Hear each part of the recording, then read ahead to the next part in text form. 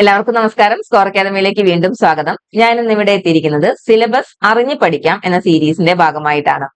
ഏതൊരു എക്സാമിന് പ്രിപ്പയർ ചെയ്യുമ്പോഴും അതിന്റെ സിലബസ് അറിഞ്ഞു പഠിച്ചാൽ മാത്രമാണ് നമ്മൾ പ്രതീക്ഷിക്കുന്ന ഒരു വിജയം നമുക്ക് കൈവരിക്കാനായിട്ട് സാധിക്കുള്ളൂ. ITI ലെവൽ എക്സാം ആയിക്കോട്ടെ, ഡിപ്ലോമ ലെവൽ എക്സാം ആയിക്കോട്ടെ, ഡിഗ്രി ലെവൽ എക്സാം ആയിക്കോട്ടെ, ആ എക്സാമിന്റെ കറസ്പോണ്ടിങ് സിലബസ് എത്രത്തോളം ഡീറ്റെയിൽഡ് ആയിട്ട് നമുക്ക് പഠിക്കണം, അല്ലെങ്കിൽ ഏതൊക്കെ ടോപ്പിക്സിന് കൂടുതൽ ഇമ്പോർട്ടൻസ് കൊടുക്കണം, ഏതൊക്കെ ടൈപ്പ് ഓഫ് ക്വസ്റ്റ്യൻസ് ആണ് ഓരോ ഏരിയയിൽ നിന്നും ചോദിക്കുക എന്നൊക്കെ അറിഞ്ഞിരുന്നാൽ മാത്രമാണ് നമുക്ക് ആ ഒരു എക്സാമിന് അതിന്റെ കംപ്ലീറ്റ്നെസ്സോടുകൂടെ പ്രിപ്പയർ ചെയ്യാനായിട്ട് സാധിക്കുള്ളൂ.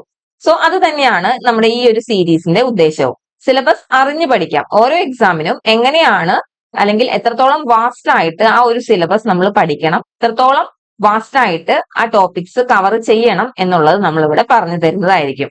സോ ഇന്ന് നമ്മൾ ഉദ്ദേശിച്ചിരിക്കുന്നത് KCB വർക്കർ പോലെയുള്ള ITI ലെവൽ എക്സാംസിന്റെ സിലബസ് അനാലിസിസ് ആണ്. ഇന്നത്തെ സെഷനിൽ ITI ലെവൽ എക്സാംസിന്റെ ഫസ്റ്റ് 2 മൊഡ്യൂളിന്റെ ഡീറ്റെയിൽഡ് ആയിട്ടുള്ള അനാലിസിസ് ആണ് നമ്മൾ നോക്കുക. ഇതിൽ ഏതൊക്കെ ടോപ്പിക്സിന് കൂടുതൽ ഇമ്പോർട്ടൻസ് കൊടുക്കണം, ഓരോ ഏരിയയിൽ നിന്നും ഏതൊക്കെ രീതിയിലുള്ള ക്വസ്റ്റ്യൻസ് പ്രതീക്ഷിക്കാം, ഇതെല്ലാം നമ്മൾ ഇവിടെ ഡിസ്കസ് ചെയ്യുന്നതായിരിക്കും. സോ നമുക്ക് സെഷനിലോട്ട് കടക്കാം. സോ കേരള PSCയുടെ സിലബസ് അനുസരിച്ച് ഇതാണ് ഫസ്റ്റ് 2 മൊഡ്യൂൾ ആയിട്ട് വരുന്നത് ITI ലെവൽ എക്സാംസിന്. സോ ഈ 2 മൊഡ്യൂൾസിലെ ടോപ്പിക്സ് കാണുമ്പോൾ തന്നെ നമുക്കറിയാം ഈ 2 മൊഡ്യൂൾസും ആക്ച്വലി കമ്പൈൻ ചെയ്ത് പഠിക്കേണ്ടതാണ്. അതായത് ബേസിക് കോൺസെപ്റ്റ്സ് തന്നെയാണ് ഫസ്റ്റ് 2 മൊഡ്യൂളിൽ മാക്സിമം കവർ ആയിട്ട് പോയിട്ടുള്ളത്.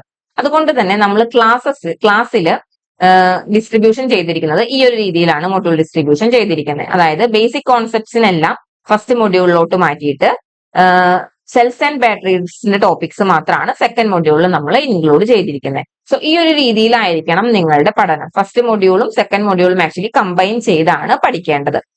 ദെൻ ഇതിൽ ഓരോരോ സെന്റൻസ് കാണുമ്പോഴും നിങ്ങൾക്ക് അത് എത്രത്തോളം ഡീറ്റെയിൽഡ് ആയിട്ട് പഠിക്കണം എന്നുള്ള അറിവുണ്ടാവണം എന്നില്ല. അപ്പൊ അതിനായിട്ടാണ് നമ്മൾ ഓരോന്നിന്റെയും ഡീറ്റെയിൽഡ് ആയിട്ടുള്ള ഒരു വെർഷൻ ഇവിടെ കാണിച്ചിരിക്കുന്നത്. അതായത് ഫണ്ടമെന്റൽസ് ഓഫ് ഇലക്ട്രിസിറ്റി എന്ന് പറയുമ്പോൾ അവിടെ ഉദ്ദേശിച്ചിരിക്കുന്നത് ആ ബേസിക് ടേംസിന്റെ ഡെഫിനേഷൻസ്, യൂണിറ്റ്സ്, ഇക്വേഷൻസ് എല്ലാം കവർ ചെയ്യുക എന്നുള്ളതാണ്.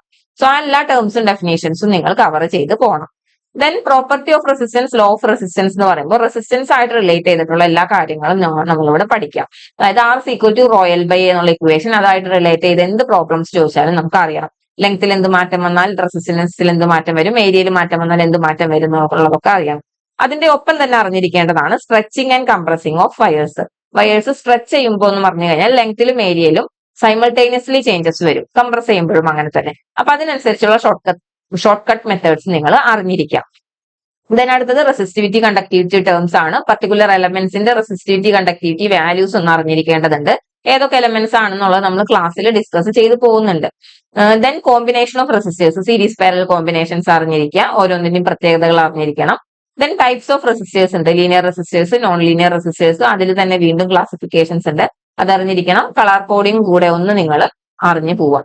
Then Ohm's law, Kirchhoff law എന്ന് പറയുമ്പോൾ ലോസിന്റെ ഡെഫിനേഷൻസ്, അതുമായിട്ട് റിലേറ്റ് ചെയ്ത് ന്യൂമറിക്കൽ പ്രോബ്ലംസ്, കിർച്ചോഫിൽ തന്നെ KCL, KVL എല്ലാം അറിഞ്ഞിരിക്കുക.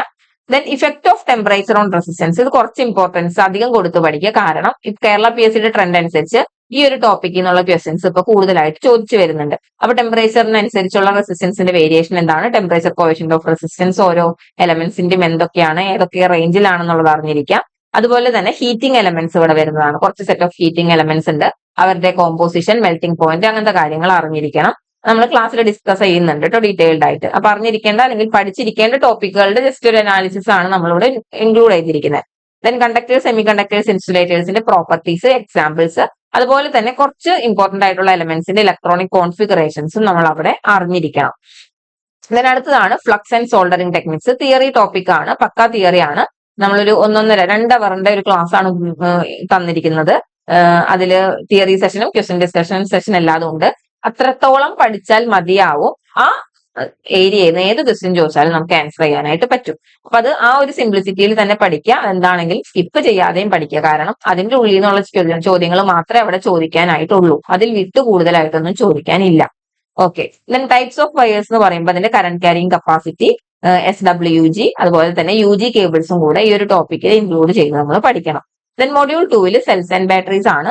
സെൽസ് ആൻഡ് ബാറ്ററീസിന്റെ ഗെയിൻ ഇതുപോലെ തന്നെ ഈ നമ്മൾ തന്നിരിക്കുന്ന ക്ലാസ്സസിൽ നിന്നുള്ള ക്വസ്റ്റ്യൻസിന് ഉപരി വേറെ ഒന്നും ചോദിക്കാനായിട്ട് ആ ഒരു ടോപ്പിക്കിലും ഇല്ല. അതുകൊണ്ട് തന്നെ സെൽസ് ആൻഡ് ബാറ്ററി എന്ന് പറയുന്നത് ഒരിക്കലും സ്കിപ്പ് ചെയ്യാതെ പഠിക്കേണ്ട ഒരു ടോപ്പിക്കാണ്.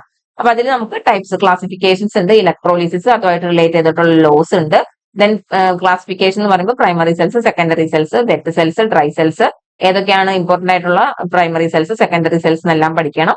ദെൻ ഇതിൽ വരുന്ന ഡിഫക്റ്റുകൾ ഉണ്ട്, അതുപോലെ തന്നെ ഗ്രൂപ്പിംഗ് ഓഫ് സെൽസ്. ഇത്രത്തോളാണ് സെൽസ് ആൻഡ് ബാറ്ററീസ് എന്ന് ഇമ്പോർട്ടന്റ് ആയിട്ടുള്ള ടോപ്പിക്കുകൾ വരുന്നത്. അതെല്ലാം തന്നെ സ്കിപ്പ് ചെയ്യാതെ പഠിക്കേണ്ടതാണ്. ദെൻ ഓരോ ടോപ്പിക്കിൽ നിന്നുള്ള മാർക്ക് ഡിസ്ട്രിബ്യൂഷൻ ആണ് നമ്മളിവിടെ കാണിച്ചിരിക്കുന്നത്. അതിൽ ബേസിക് കോൺസെപ്റ്റ്സിൽ നിന്ന് 8 to 12 ക്വസ്റ്റ്യൻസ് നോർമലി ചോദിക്കാറുണ്ട്. അപ്പൊ temperature coefficient of resistance, laws, basic fundamental കോൺസെപ്റ്റുകൾ എല്ലാം അറിഞ്ഞു കഴിഞ്ഞാൽ 8 തൊട്ട് 12 വരെ മാർക്ക് നമുക്ക് സ്കോർ ചെയ്യാനായിട്ട് പറ്റും. ദെൻ കണ്ടക്ടർ, സെമി കണ്ടക്ടർ, ഇൻസുലേറ്ററിൽ നിന്ന് 4 ക്വസ്റ്റ്യൻസ് വരെ ചോദിക്കാം. ഓക്കെ. ദെൻ സോൾഡറിംഗ് ടെക്നിക്കിൽ നിന്ന് 1-2 ക്വസ്റ്റ്യനെ ചോദിക്കുള്ളൂ. പക്ഷെ അത് ആ ക്ലാസ് കണ്ടാൽ എന്താണെങ്കിലും നമുക്ക് ആ ഒരു മാർക്ക് സ്കോർ ചെയ്യാനായിട്ട് പറ്റും. അതുപോലെ തന്നെയാണ് ബാറ്ററി ആൻഡ് സെൽസ്. 6 ക്വസ്റ്റ്യൻസ് വരെ 7 ക്വസ്റ്റ്യൻസ് വരെയൊക്കെ ചോദിച്ചിട്ടുള്ള ക്വസ്റ്റ്യൻ പേപ്പേഴ്സ് ഉണ്ട്. അതെല്ലാം നമുക്ക് ആ ഒരു ക്ലാസ് കണ്ടാൽ മാത്രം മതിയാവും.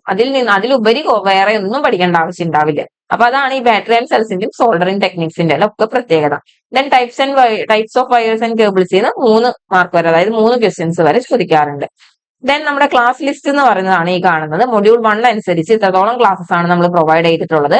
അതിൽ ഈ ഗ്രീൻ കളർ ഫോണ്ടിൽ കൊടുത്തിരിക്കുന്നത് ഈസി ടോപ്പിക്സ് ആണ്. നിങ്ങൾ ഒരൊറ്റ തവണ കണ്ടാൽ മതിയാവും, അതിന്റെ കോൺസെപ്റ്റ് എല്ലാം നമുക്ക് ക്ലിയർ ആവും. ദെൻ റെഡ് ഫോണ്ടിൽ കൊടുത്തിട്ടുള്ളത് ഇമ്പോർട്ടന്റ് ടോപ്പിക്സ് ആണ്, പക്ഷെ ഈസി ആയിട്ട് നമുക്ക് കവർ ചെയ്ത് പോകാൻ പറ്റും. അതായത് ഒരു വട്ടം കണ്ടാൽ തന്നെ നിങ്ങൾക്ക് ഈസി ആയിട്ട് കവർ ചെയ്ത് പോവാം. ഗ്രീൻ എന്ന് പറയുന്നത് അറിയാവുന്ന ടോപ്പിക്കുകളായിരിക്കും, നിങ്ങൾക്ക് സ്കിപ്പ് ചെയ്താലും കുഴപ്പമില്ല എന്നുള്ളതാണ്.